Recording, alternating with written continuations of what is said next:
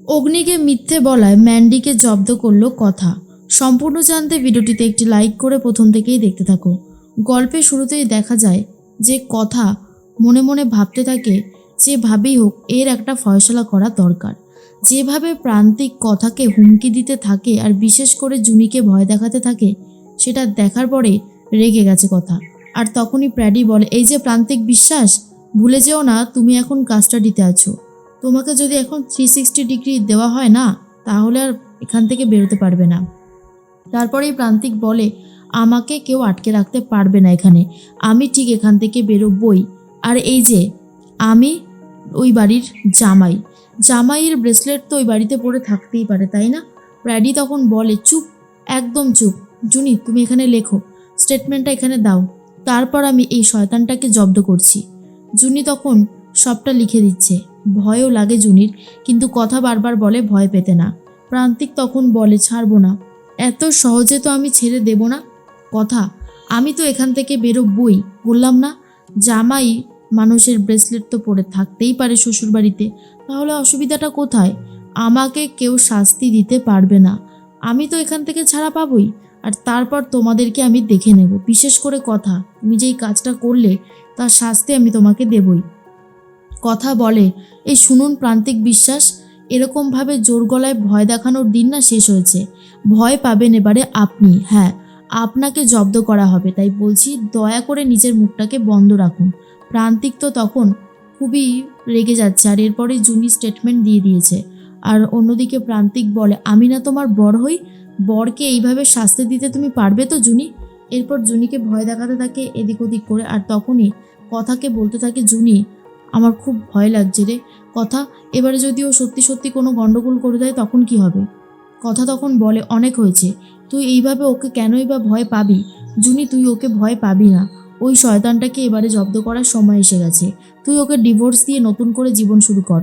ও তো এই বরের অধিকারটাই তোর উপর দেখাতে চায় সবসময়। আশা করি এবারে ওর শিক্ষাটা হবে, বুঝলি তো? জুনি তখন বলে, কি বলছিস কথা, তোর কি মনে হয় যে ও আমাকে এত সহজে ডিভোর্স দেবে? আমার তো সেটা কখনোই মনে হয় না। কথা বলে, দেবে না তো? জানি তো এত সহজে তোকে ডিভোর্স দেবে না, ডিভোর্স যাতে দেয় সেই ব্যবস্থাই আমি করব। চল এখন উকিলের কাছে, আমাদেরকে উকিলের কাছে যেতে হবে। জুনি তখন বলে, কোন উকিলের কাছে যাব আমি? তখনই কথা বলে, কেন? আরে ওই যে ওই অ্যাডভোকেট যশোধারা ব্যানার্জির কাছে গেলে দেখবি সলিউশন হয়ে যাবে। এরপর দুজন মিলে লয়ারের কাছে যাচ্ছে, আর সেটা দেখে নেয় ম্যান্ডি দেখে নেওয়ার পর ভাবে, কথাকে মনে হলো না অ্যাডভোকেটের কাছে যাচ্ছে, তার মানে কি ও এভিকে ডিভোর্স দিতে চায়? এটাই হবে, না হলে অ্যাডভোকেটের কাছে কেন যাবে? উফ, এই খবরটা যদি দিই না বাড়ির সবাইকে, যা খুশি হবে অনেকেই, সেটা আর বলার মতো না। এক কাজ করি, আমি আগে এভিকে গিয়ে খবরটা জানাই। দৌড়াতে দৌড়াতে যাচ্ছে এখন এভির কাছে। এর মধ্যে যশোধারা ব্যানার্জি বলে, কিন্তু এই কেসটা বেশ অনেক ঘোটালা আছে, এই যে প্রান্তিক বিশ্বাস, ইনি তো এত সহজে ডিভোর্স দেবে বলে মনে হয় না। আরও একটা কথা উঠবে যে উজ্জয়িনী, উনি তো বাড়ি থেকে পালিয়ে গিয়ে বাড়ির অমতে ওই ছেলের গলায় মালা দিয়েছিল, এটাও কিন্তু কথা উঠবে। এর মধ্যে জুনি বলে, আমি ওর থেকে মুক্তি পেতে চাই, ও আমার উপরে যে অত্যাচারগুলো শুরু করেছে আমি আর মেনে নিতে পারছি না। এরপর জিজ্ঞেস করে, প্রান্তিক এখন কোথায় আছে? কথা পুরো ডিটেলসে বলে যে কীরকমভাবে ওর উপরে অত্যাচার করেছে, এখনও পর্যন্ত মুখে হুমকি দিয়ে চলেছে। তখনই যশোধারা ব্যানার্জি বলে, বাহ, ভেরি গুড, এই যে উনি জেলে রয়েছে, এটা কিন্তু আপনাদের পক্ষেই যাবে, এটা খুব ভালো হয়েছে। ঠিক আছে, আপনারা যখন এত করে বলছেন, আমি ডিভোর্সের ফাইলটা তৈরি করে দিচ্ছি, আমি এক্ষুনি ডিভোর্সের একটা ফাইল তৈরি করাচ্ছি। কথা তখন জুনিকে বলে, দেখলি তো জুনি, অনেক কথা সামনে থেকে বসেও সলভ করা যায়, তুই এত ভাবিস না, আমি তো তোর সাথে আছি, তোর কোনো ক্ষতি হোক সেটা কি আমি চাইবো বল? চাইবো না তো, তাহলে এগুলো ভাবিস না। এর মধ্যেই অগ্নি তো নিজের কাজ নিয়ে ব্যস্ত, আর মনে মনে ভাবে কথা কি করছে এখন, ওষুধগুলো কি ঠিক টাইমে খেয়েছে? এর মধ্যেই স্যান্ডি এসে বলে, বিগ্রো, দেখ তো এই কাপের ডিজাইনগুলো চুজ করা হয়েছে কফি শপের জন্য, দেখ দেখ দেখ, চাও দেওয়া যাবে এতে। তখনই ভালো মতন দেখতে থাকে এভি, আর বলে, শোন না, এই কাপগুলোর ওপরে যদি ওই যে কি বলে না, ওই যে পুজোর সময় বাড়িতে দেয়, কি যেন বলে, আলপনা। স্যান্ডি বলে, আলপনার কথা বলছিস? তখনই এভি বলে, হ্যাঁ, ওই আলপনা একে দিলে আরও বেশি ভালো লাগবে দেখতে, বুঝলি? তখনই মিস্টার রয়ের কথাই বারবার ভাবতে থাকে অগ্নি। মিস্টার রয় বলেছিল এই বিজনেসে আপনি আর আপনার স্ত্রী দুজনকেই আমার চাই।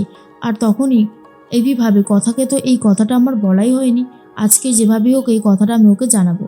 এর মধ্যে স্যান্ডি তখন বলে, আজকালকার গোবর দেবীর আইডিয়াগুলো বেশ অনেক জিনিয়াস লোকই নিচ্ছে দেখি। এভি বলে, মার খাবে কিন্তু, আবার ইয়ার্কি করা শুরু করেছিস তুই। এর মধ্যেই ছুটতে ছুটতে ম্যান্ডি এসে বলে, এভি এভি এভি আমি আজকে দারুণ খুশি। আজ একটা ঘটনা যা দেখলাম না, তোমাকে বললে তুমিও খুশি হয়ে যাবে আর অনেক বেশি হ্যাপি হবে। দাঁড়াও, আজকে একটা সবার জন্য ট্রিট তো থাকতেই পারে।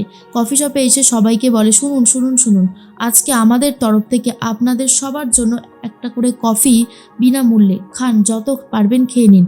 কথাটা শোনার পরেই তখনই অগ্নি বলে, এই স্যান্ডি, আমার মনে হচ্ছে ম্যান্ডির মাথাটা খারাপ হয়ে গেছে, বুঝলি তো। স্যান্ডি তখন বলে, ঠিক বলেছিস বিগ ব্রো। এরপরে ম্যান্ডি এসে বলে, আমার মাথা খারাপ হয়নি, আমি যা বলছি সেটা মন দিয়ে শোনো। আমি তো এই কফি শপে আসছিলাম, ঠিক তখনই দেখতে পাই জুনি আর কথাকে যশোধারা ব্যানার্জি অ্যাডভোকেট ওনার কাছে যেতে। আমি নিশ্চিত ওই কথা ডিভোর্সের জন্যই অ্যাপ্লাই করছে, এটা আমি 100% শিওর। কথাটা শোনার পরেই তখনই এভি চমকে যায় আর মনে মনে ভাবতে থাকে, কি কথা আমাকে ডিভোর্স দেবে? আমি কি হসপিটাল থেকে জোর করে ওকে তুলে আনলাম বলেই ও আমার ওপরে এত রেগে গেল? না, এটা তো হতে পারে না। এদিকে ম্যান্ডি বলে, কি হলো এভি, তুমি খুশি হওনি? তোমাকে ফাইনালি গোবর দেবী মুক্তি দেবে, মুক্তি। এই খবরটা শোনার পর তো তোমার হ্যাপি হওয়া উচিত, তাই না? অন্যদিকে তখনই কথা প্রান্তিকের জন্য বারবার করে বোঝাতে থাকে জুনিকে।